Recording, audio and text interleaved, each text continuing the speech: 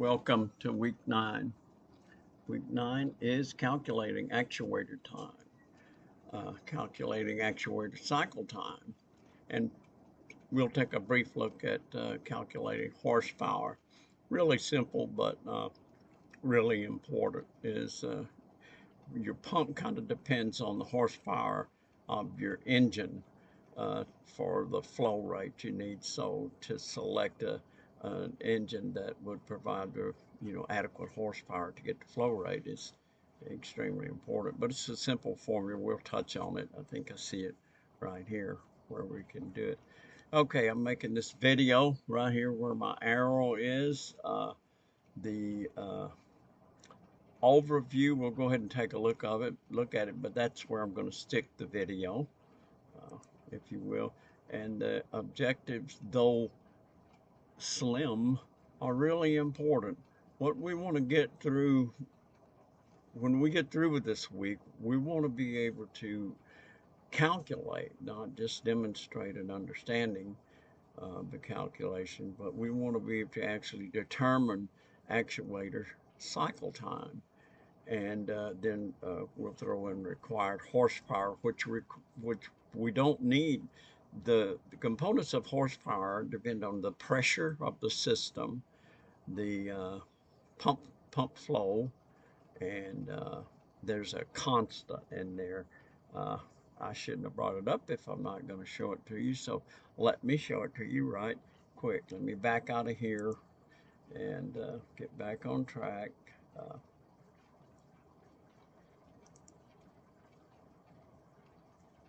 Okay,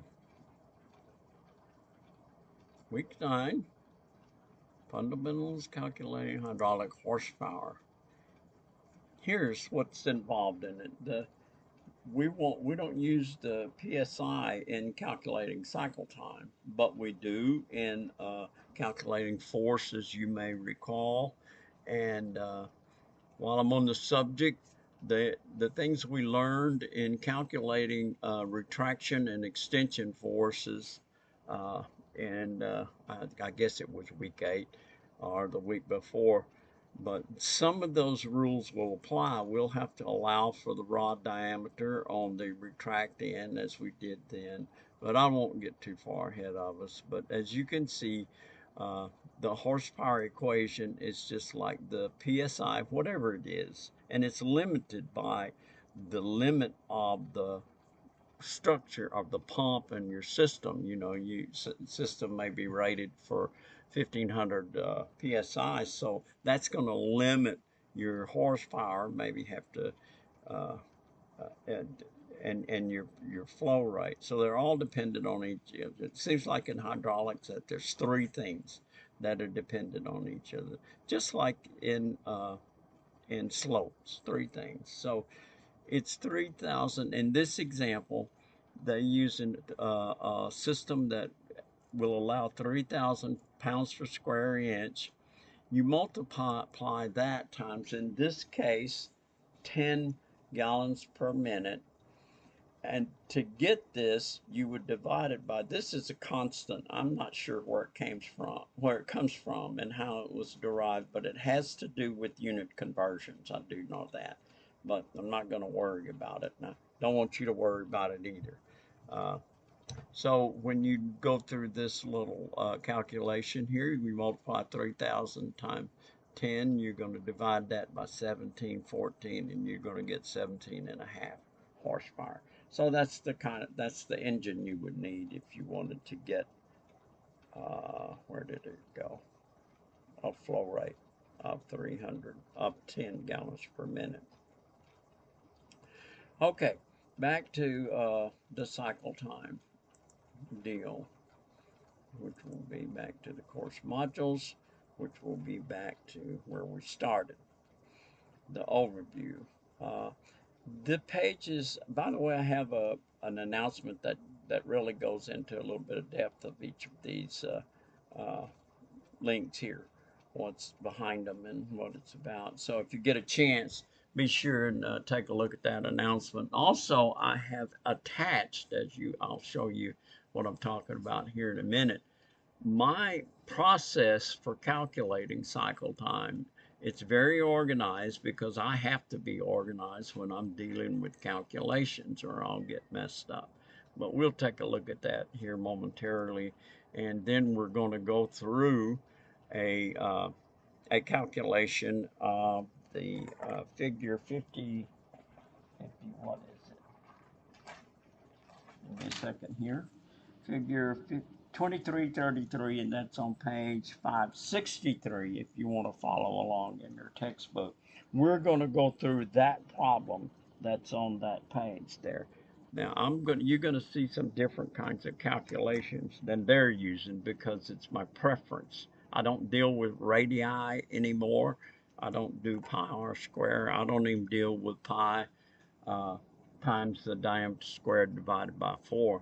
I strictly used 0.7854 multiplied times the diameter squared, and I find that over and over again I may be a tenth or 2/10 different than using the pi uh, times the diameter squared divided by 4, because that 0.7845 is actually pi divided by 4, and the only thing left in the formula is the diameter squared. So if you divide 3.1416 by 4, you're going to get 0.7854, and if you take that and multiply it by the diameter squared, you've done the same thing. It's just quicker.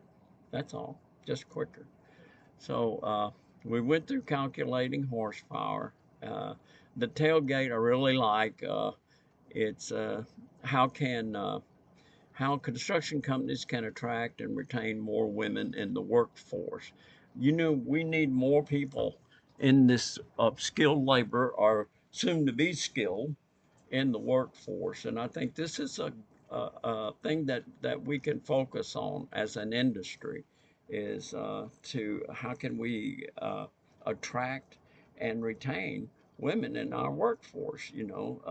It's not a man's world anymore in anything. So we need to figure out ways to do this. So here there is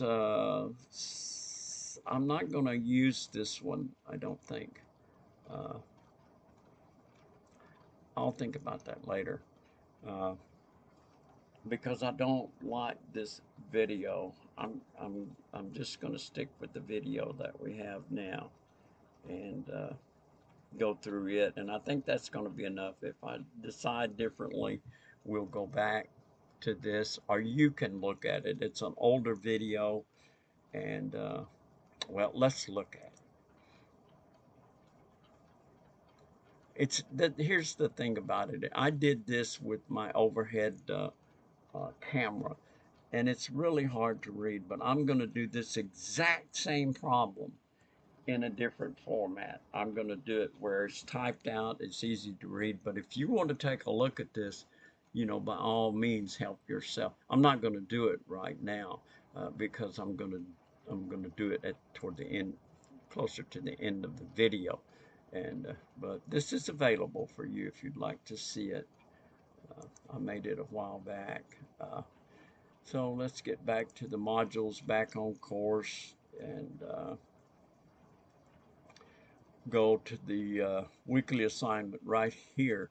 And this is just going to be, I don't want to leave this tailgate. Just give me a minute with you right here on this tailgate. Let me open it up because I like it. I think it's just we need to take a look at every avenue to get good people in the construction industry. And this is such a good article. And I have asked you in detail to go into each of your response has a topic for you to look at and talk about, uh, like in your initial response.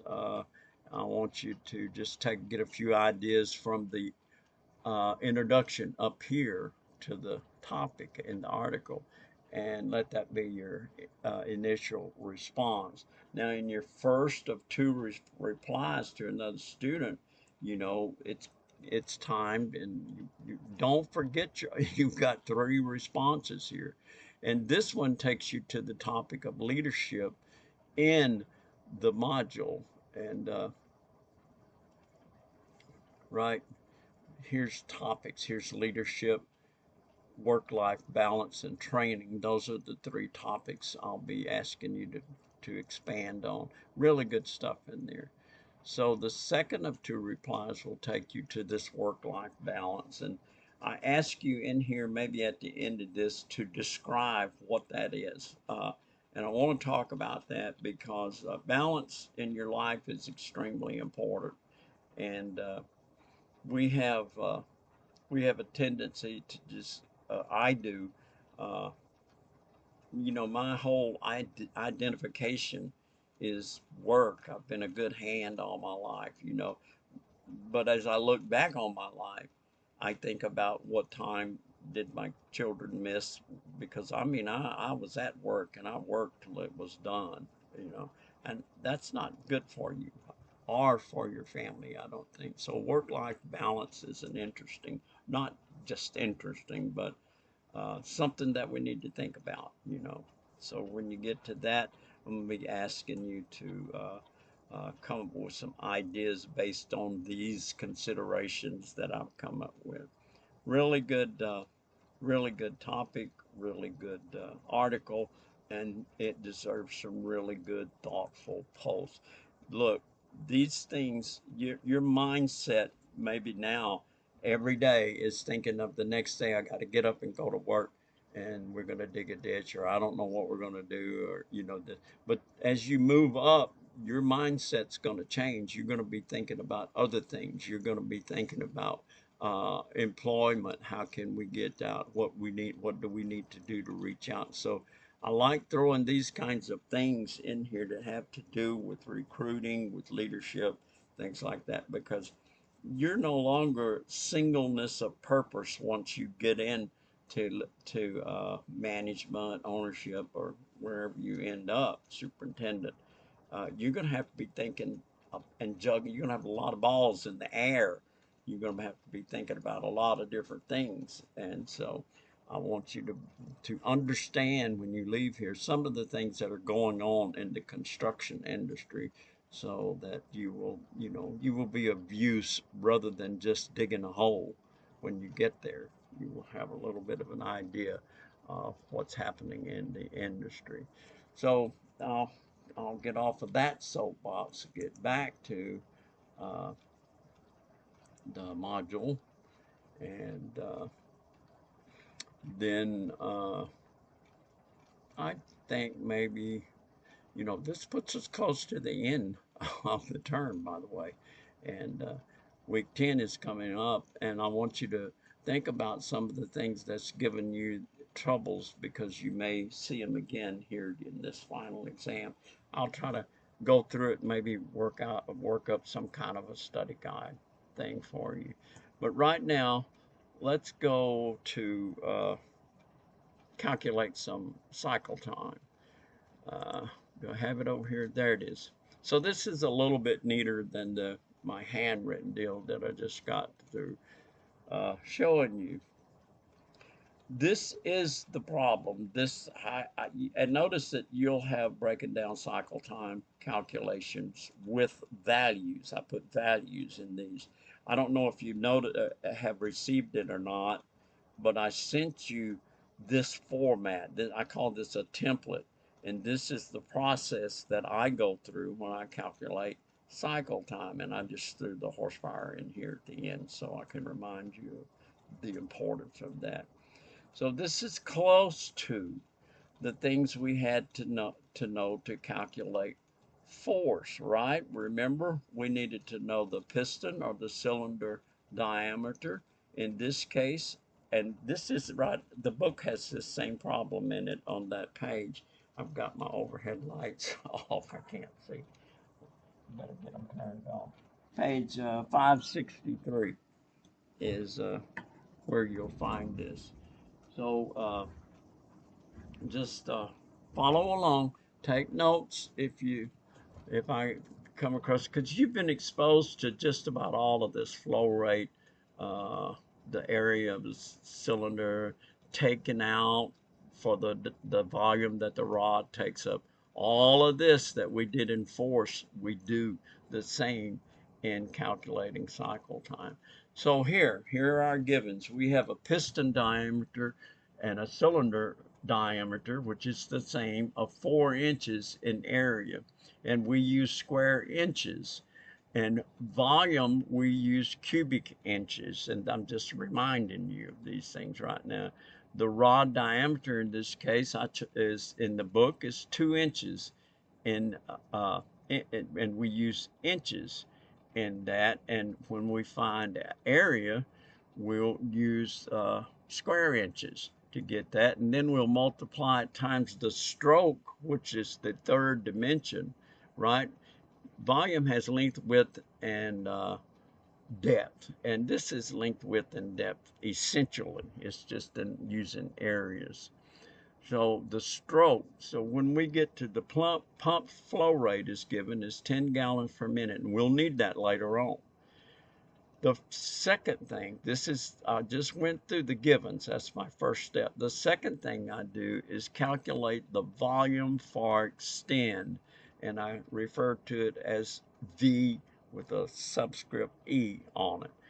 This is the area of the piston times the stroke. See the area of the piston, which is 4 inches, and we'll get to the rod in a minute.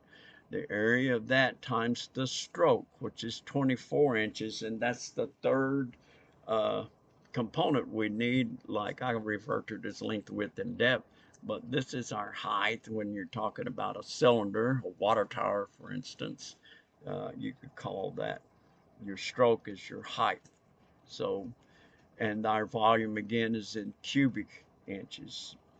And so to calculate the volume for extend, you take the area of the piston times the stroke. Well, here's the way I calculate area is like I explained earlier, this 0.7845 is simply pi divided by 4 and multiply that times the diameter squared, which in this case is 4 squared. So we have 0.7854 times 16, and that equals 12.5664 inches square. And after I multiply it by this 24 inches in length of the stroke, I'm going to get a volume, 301.6 cubic inches in volume. That's my extend volume. And notice I have them highlighted. And I do this when I'm working these problems. I'll underline it, circle it, because I got to go back and find these on a couple of different occasions.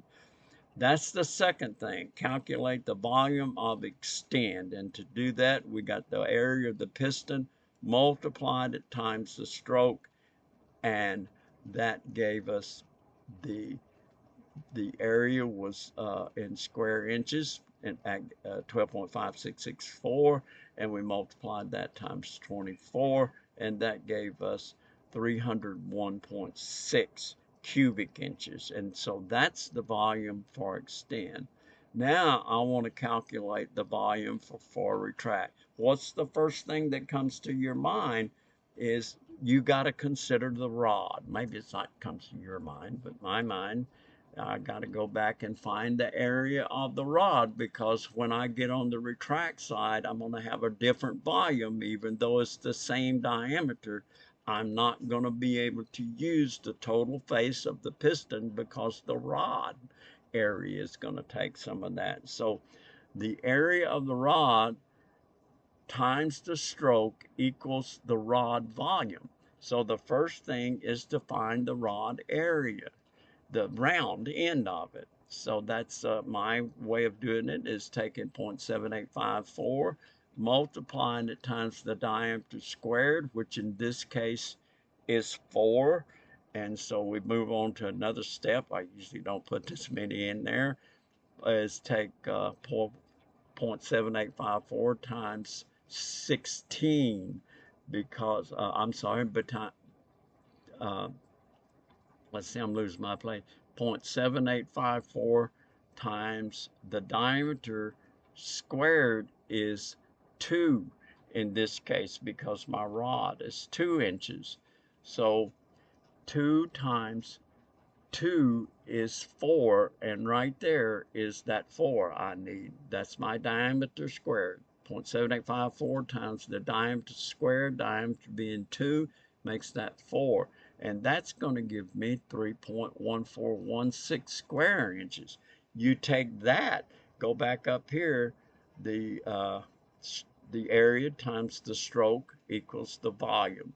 So take that that area of 3.1416 square inches times 24 equals 75.39 cubic inches for my rod volume.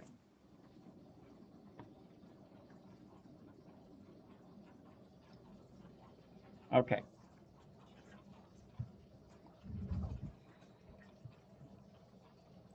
So I have the rod volume. Now, to find the the uh, the volume retract, I take the volume extend, which is up here, and I subtract from that the volume of the rod, which is right here, 75.39 cubic inches, and that leaves me with 75.39.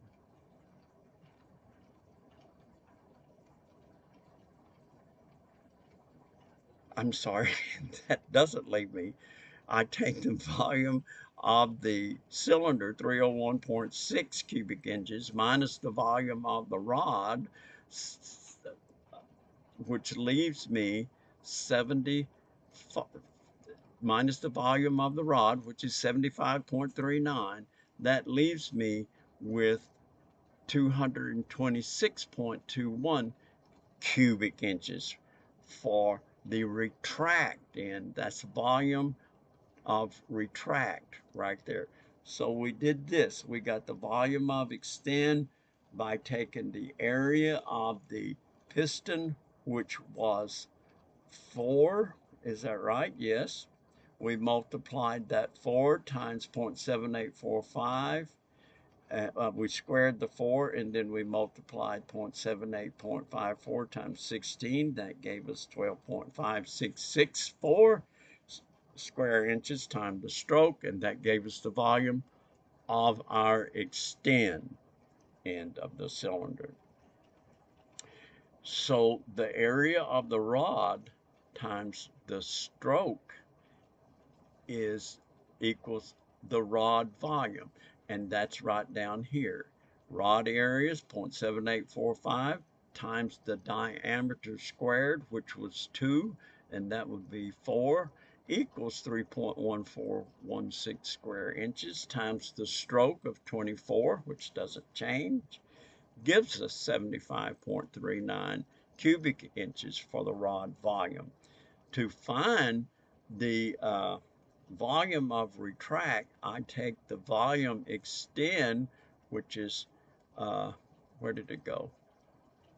301.6 minus the volume of the rod right here, 75.39, and that gives me the volume of retracts. That highlight goes right all the way to here.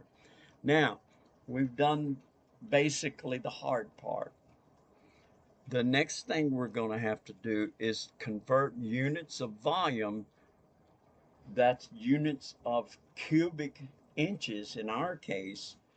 We're going to have to convert that to gallons. So there are 231 cubic inches in a gallon of hydraulic fluid or milk or water or beer, I guess, of fluid. So if I take my volume in cubic inches and divide it by 231, I'm going to get my number of gallons right here. In this case, 1.3 gallons.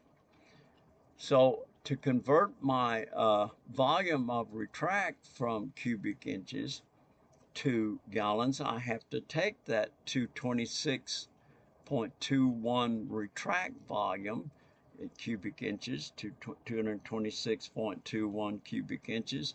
I have to divide it by 231 to get the gallons. In this case, it's just about 1 gallon, 0.98 gallons in this. Now, all I got to do to calculate cycle time is to take the cycle time extend, which is different than retract, and we'll note that. The cycle time extend is, I believe,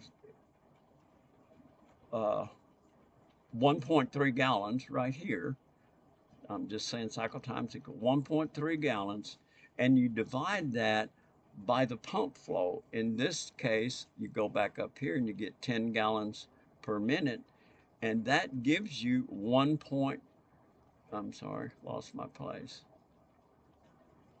Divided by 10 and multiply that times 60 to convert to seconds gives you 7.8 seconds for your extend time. 7.8 seconds. Now to get the cycle time for retract, I take the gallons from the converted volume in cubic inches to gallons. I take the 0.98 gallons, do the same thing, divided by 10, which gives me 0.98 times 60, which is 5.9 seconds.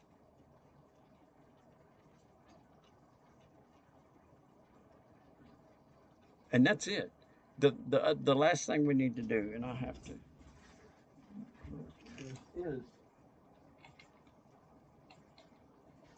I want the difference in those two. I want the difference in 7.8 seconds and 5.9, and that looks like 1.9. The difference in retract and extend is 1.9 seconds. So now, having gone through that, do I have any questions? If you have some questions, please let me know. I don't see anything here. The book, let's see the book. This is bothering me. That right there. Let me see what they got in the book. Did I make a mistake there? I didn't copy the book, but I should have.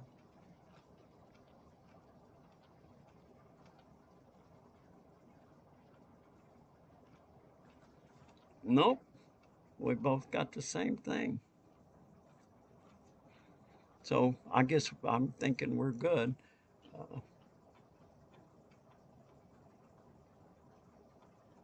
I'm thinking we're good. All right. I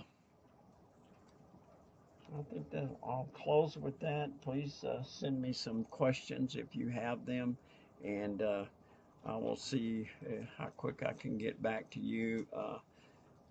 Again, take a look at the announcement I put up for week 9.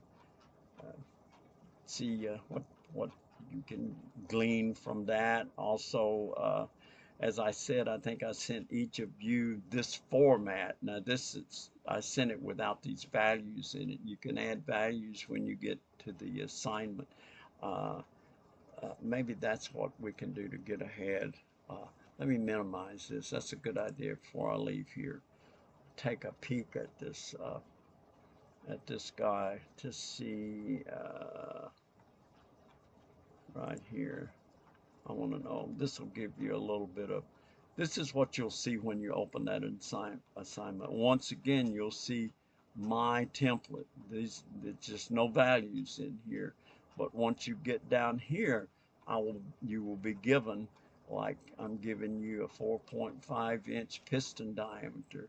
I'm giving you a 2.25 rod diameter. I'm also giving you a stroke of 20 inches, and I'm giving you a flow rate of 10 gallons per minute. And what I want you to do is to calculate cycle time for retract and extend, and that'll be your assignment. So if you think about it, write down 4.5, 2.25, 20-inch stroke, 10 gallons per minute, and you'll be good to go. You can practice even. So let me get back to the module, make sure I've done what I wanted to do in this little video, and I think I have. So if I come up with anything else, I'll notify you. If you can find some questions you might have, please reach out to me and let's get them solved before you get in the middle of a situation where you don't know what to do, and maybe I can help. All right, that does it for now.